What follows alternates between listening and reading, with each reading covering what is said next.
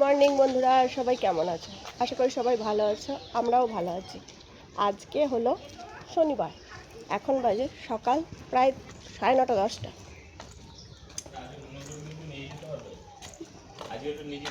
কি গো? হ্যাঁ হ্যাঁ, নিয়ে যেতে বলবো। তো পুজো করতে চলে এসছে, ছাদে তো গাঁদা ফুল ফুটেছে। এই যে পুজ মশাই পুজোর এখনো জোগাড় পাইনি বলে একটু ফোন দেখছে। আর এই যে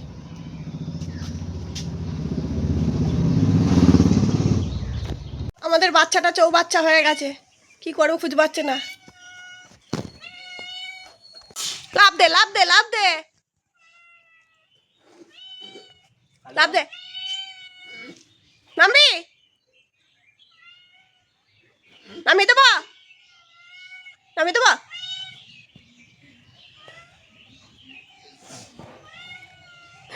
মহারাজকে বলছে নাম নাম নাম, নিজে নিজে প্র্যাকটিস কর। এই যে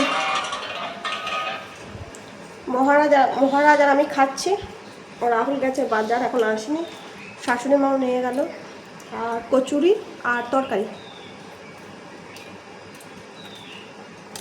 এই রবিবারে শনিবারে বা রবিবারে আমাদের একদিন কেনা খাবার আসে সকালের দিকে, আর রোজ তো রুটি কিনে খাওয়া হয়।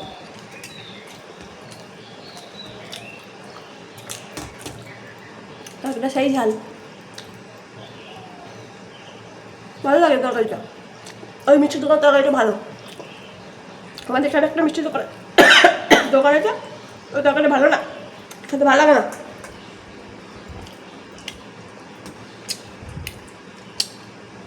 সকালে ঘুম থেকে উঠে থেকে রাহুল ফোন দেখতেই থাকে, ফোন দেখা দেখা দেখা দেখা করে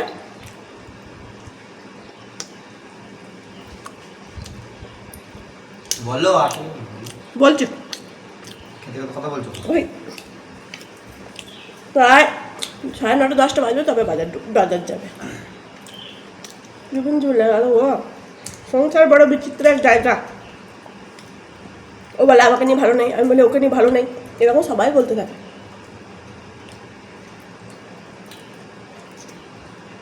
আলুটা প্রথমে সেদ্ধ করতে দিয়েছি, ফুলকপিটা হালকা গরম জলে ভাপিয়ে নিচ্ছি, কারণ এখনকার ফুলকপিতে প্রচুর পোকা টোকা থাকছে, শরীরটা খারাপ হতে পারে। এদিকে হবে বেগুন ভাজা, কড়াই চাপিয়ে দিয়েছি, তেল দেবো। আর মাংস চিকেন হবে, এই যে চিকেন ধুয়ে রেখেছি, পেঁয়াজ কাটলাম, রসুন কাটলাম, আদা কাটলাম। বেগুন ভাজা, ফুলকপি আলু দিয়ে মাছ দিয়ে ঝোল আর মাংস।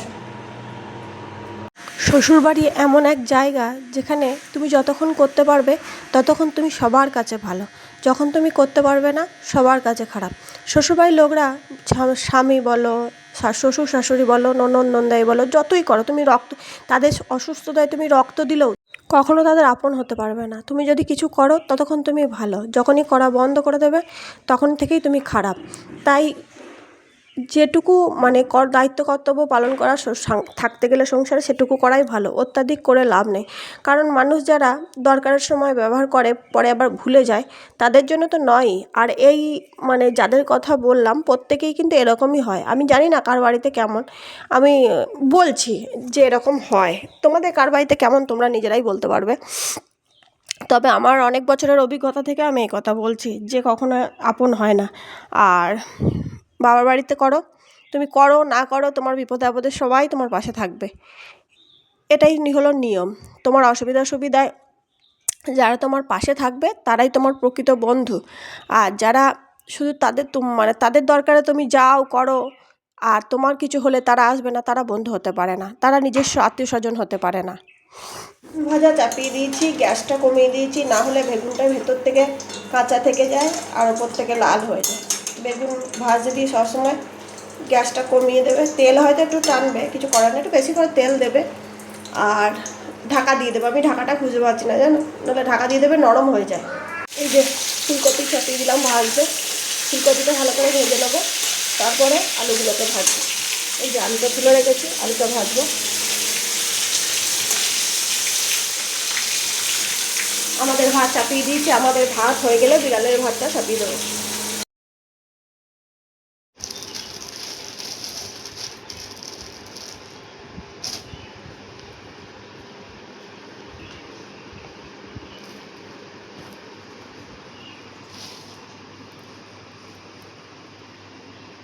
কেমন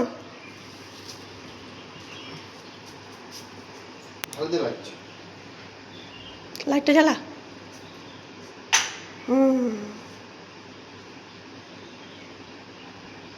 পছন্দ হয়েছে?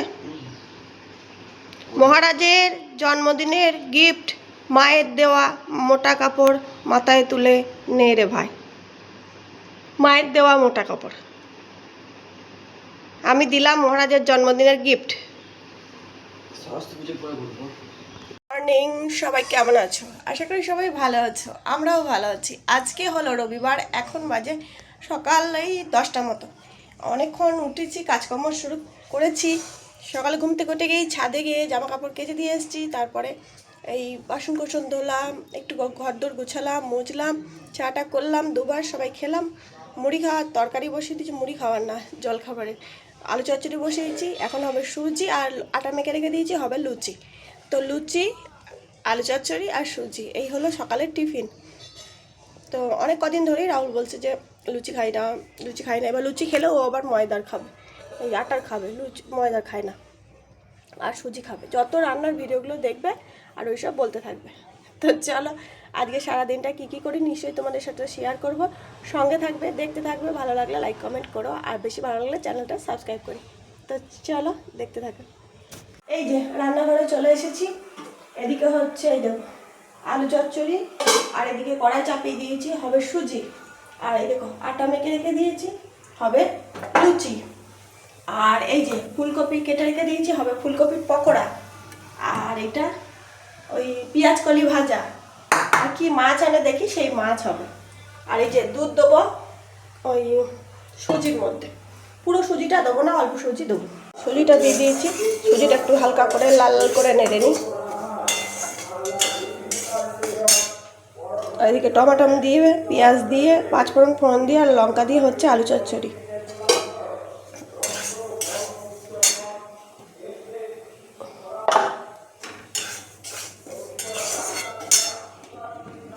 খুব গ্যাসটা বেড়ে গেছিলো, একটু কমিয়ে দিলাম, বড় গ্যাস তো তাড়াতাড়ি পুড়ে যাবে।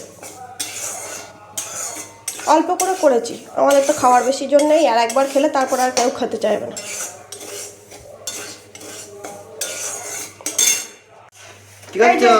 লুচি ভাজছি, লুচি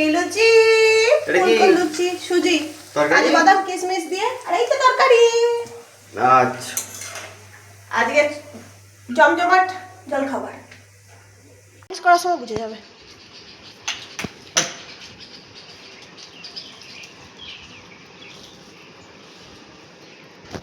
এই যে এরকম একটা মাছ এনেছে, এই একটা মাছ এনেছে, এই একটা মাছ এনেছে। তারপরে নিচে একটা বাটা মাছ ধোয়া হচ্ছে। কালকে পালং শাক এনেছে, বাজারে গেছে, পালং শাকটা দেখে পর্যন্ত নেয়নি। পালং শাকটা একবারে নষ্ট। এখনকার পালং শাক কত দাম তোমরা বুঝতেই পারছো যারা বাজারে যাও।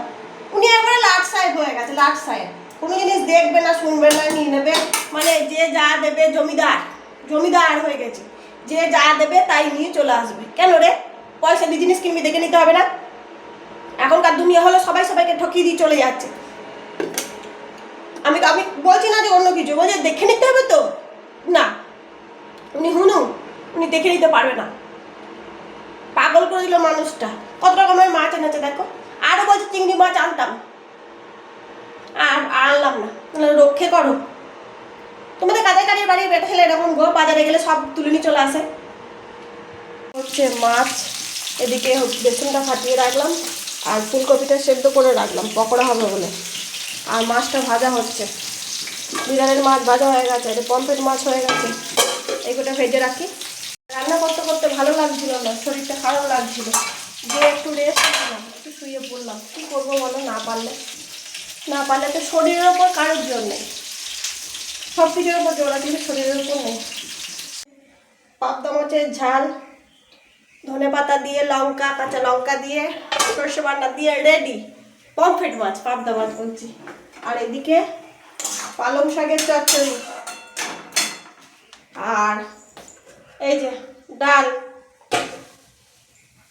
ফুলকপির পকোড়া, রুই মাছ ভাজা। আর যখন খাবো তখন তোমাদেরকে একদম প্রপার কি রান্না হলো সেটা দেখিয়ে দেবো, পুরো তেলে ভর্তি একবারে। আর ভালো লাগছে না, এবার আমি একটু শোবো।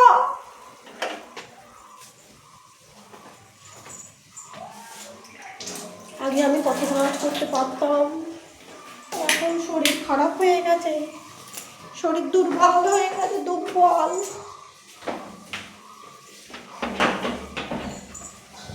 চলো খাওয়ার সময় দেখা হবে। ভাত, এটা হলো পেঁয়াজকলি ভাজা, ফুলকপির পকোড়া, ডাল, আর এটা হলো পমফ্রেট মাছের ঝাল। এ পালং শাক দিয়ে মেখে খেয়ে নিয়েছে। এর আর্ধেক খাওয়া কমপ্লিট, মানে উঠবো উঠবো ভাব আর কি। আর আমার খাবার এই যে, আমি প্রথমে ফুলকপির পকোড়া দিয়ে এক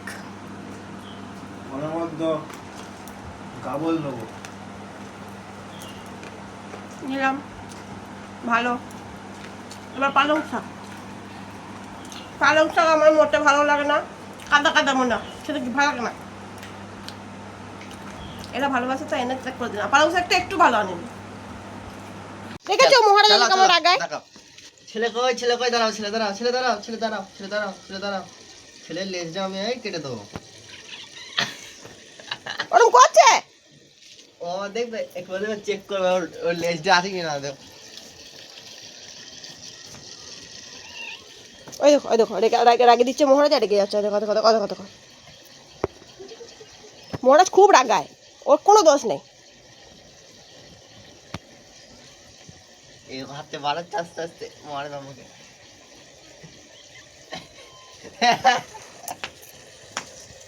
দাদা জ্বালাচ্ছে।